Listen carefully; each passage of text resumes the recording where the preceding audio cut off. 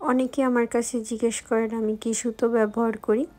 আমি এই দেখানো সুতো এগুলো হচ্ছে চায়না থ্রেড বলা হয়ে থাকে, এগুলো ব্যবহার করি। প্লাস হচ্ছে দেশি সুতো ব্যবহার করি, মানে যখন যেটা আমি হাতের কাছে পাই। প্লাস হচ্ছে আমার যে কালার প্রয়োজন সেই কালারটা যদি আমি দেশি সুতোর মধ্যে পাই তাহলে সেটা ব্যবহার করি। আর যেহেতু এটা আর ওয়াশ করা হয় না, তো দেশি সুতো ব্যবহার করলে তো আর সমস্যা নেই। দেশি সুতোতে রং উঠেই হচ্ছে ঝামেলা। চায়না থ্রেডে আপনার রং উঠবে না, প্লাস হচ্ছে সুতাটা একটু মানে উজ্জ্বল হবে, শক্ত হবে। চায়না থ্রেডটা আসলে আপনি যখন জামায় কাজ করবেন তার জন্য বেস্ট হয়। আর আমি গোলাপ ফুলটা করব, গোলাপ ফুলের জন্য এরকম মোটা সুই দরকার হবে। যেহেতু আমি সুতাটা পুরাটা নিব, এই জন্য মোটা সুইয়ের দরকার হয়ে থাকে। আমি এখানে গোলাপ সেলাইটা আপনাদের সাথে শেয়ার করতেছি।